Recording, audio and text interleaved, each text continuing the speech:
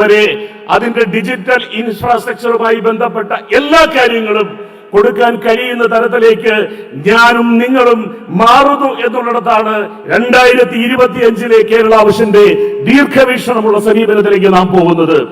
കേരളത്തിന് പുറത്തേക്ക് ഇന്നലകളിൽ കേരളത്തിൽ മാത്രം കേരളത്തെ മാത്രം പ്രതികരിച്ച ഒരു കമ്പനിയാണ് കേരള വിഷനെങ്കിൽ ഇനി കേരള വിഷൻ കേരളത്തിന് പുറത്തേക്കും രാജ്യത്തിന് പുറത്തേക്കും കടക്കാൻ പോകുന്നു. അങ്ങനെ കേരള വിഷന്റെ ഖ്യാതി ലോകത്തിലേക്ക് മാറ്റാൻ പോകുന്ന തരത്തിലുള്ള പ്രവർത്തനവുമായിട്ടാണ് നാം മുന്നോട്ട് പോകുന്നത്. അതിന്റെ തുടക്കമാണ് TSP-യിലൂടെ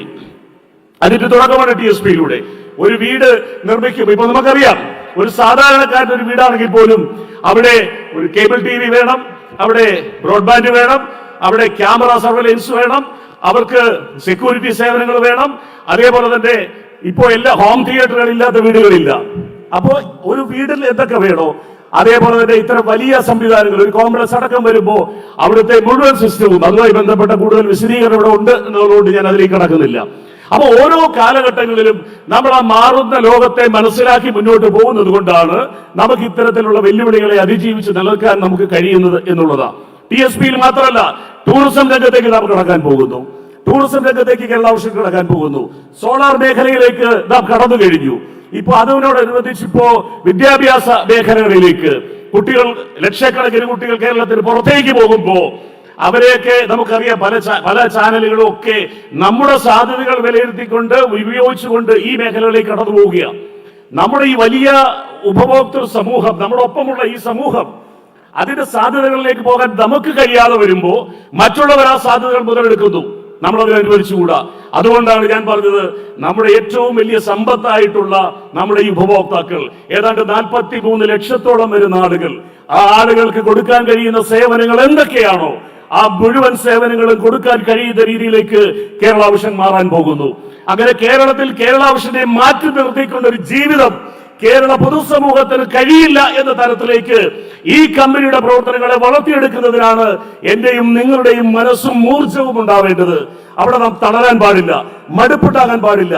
ഞാനൊരു അനുഭവം കൂടി പറഞ്ഞ് എന്റെ അധ്യക്ഷ പ്രസംഗം അവസാനിപ്പിക്കുകയാണ്. ഈ കഴിഞ്ഞ ദിവസം ദുബായിൽ വെച്ചൊരു ബിസിനസ് കോൺക്ലേവ് നടന്നു. ആ business conclave Kerala vision news ആണ് ആ ബിസിനസ് കോൺക്ലേവുമായി ബന്ധപ്പെട്ട് നടത്തിയത്. ആ കോൺക്ലേവിൽ പങ്കെടുത്തപ്പോ അതിനുശേഷം അവിടെ നടന്ന ദുബായിലെ യാത്രയിൽ ദുബായ് ഫ്രെയിം എന്ന് പറയുന്ന ഒരു കാഴ്ചയുണ്ട്. ഒരുപക്ഷെ നിങ്ങളൊക്കെ കണ്ടിട്ടുണ്ടാവും ദുബായ് ഫ്രെയിം എന്ന് പറയുന്നത്. ആ ദുബായ് ഫ്രെയിമിൽ കയറിയപ്പോ അവിടെ 3 തരത്തിൽ 3 കാലഘട്ടം, ദുബായിയുടെ ഗൾഫിന്റെ 3 കാലഘട്ടത്തെ വരച്ചു ചേർക്കുന്നുണ്ട്. നമ്മൾ കടന്നു പോകുമ്പോൾ ആദ്യം ഇന്നലകളിൽ 2000-ന് മുമ്പ് 1956 ശേഷം ദുബായ് എന്ന് പറയുന്ന ആ നാട് എങ്ങനെയായിരുന്നു എന്ന് നമുക്ക് അതിലേക്ക് കയറുമ്പോൾ മനസ്സിലാവും. ആ നാട്ടിലെ ജനങ്ങൾ അവർ അതിജീവിച്ച് കടന്നു വന്ന യാതനയുടെ, കഷ്ടപ്പാടിന്റെ, വേദനയുടെ ആ കഥകൾ അവിടെ അങ്ങനെ വരച്ചു ചേർത്തിരിക്കുന്നു. നമ്മളത് മനസ്സിലാക്കി മുന്നോട്ട് പോകുന്നു. അതിനുശേഷം 2000-ന് ശേഷം 2025 വരെ ആ ദുബായ് എന്താണ് എന്നുള്ളത് നമ്മളെ കാണിക്കുന്നു. അമ്പരശുദ്ധികളായ കെട്ടിടങ്ങൾ, ഈ പറഞ്ഞ രീതിയിൽ കടൽ നിരത്തി ഉണ്ടാക്കിയ ആ കരയിലെ മനമയക്കുന്ന കാഴ്ചകൾ, അങ്ങനെ ഈ ദുരിതപർവ്വത്തിൽ നിന്നും ആ സമൂഹം എങ്ങനെ 2025-ലേക്ക് എത്തി ഇന്നത്തെ ദുബായായി മാറി എന്ന കാഴ്ച. അതിനുശേഷം നമ്മൾ ഇറങ്ങുമ്പോ അവസാനം ഒരു കാഴ്ചയുണ്ട്, ഒരു ഡിജിറ്റൽ ഒരു പ്രദർശനമുണ്ട്. 2050-ൽ ഈ ദുബായ് എങ്ങനെയായിരിക്കണം എന്നുള്ളതിനെ സംബന്ധിച്ച് അത് രാജാവിന്റെ കാഴ്ചപ്പാടാണ്. അതായത് റാഷിദ് രാജാവ് എന്ന് പറയും. അവിടുത്തെ ദുബായിൽ ചെല്ലുമ്പോൾ നിങ്ങൾക്ക് അറിയാം, എല്ലാം ഷെയ്ഖ് റാഷിദുമായി ബന്ധപ്പെട്ടാണ്. ഷെയ്ഖ് മുഹമ്മദ് റാഷിദ് സയ്യിദ് അൽ മഖൂം എന്ന് പറയുന്ന ദുബായിയുടെ മുഖം മാറ്റിയ, ഭാവി മാറ്റിയ, തലവര മാറ്റിയ ആ രാജാവ്, അദ്ദേഹം ഇന്നില്ല. പക്ഷേ അവിടെ അദ്ദേഹത്തിന്റെ 2050-ൽ എന്റെ നാട് എങ്ങനെയാവണം എന്നുള്ളതിനെ സംബന്ധിച്ച് ഒരു ഡിജിറ്റൽ പ്രദർശനമുണ്ട്.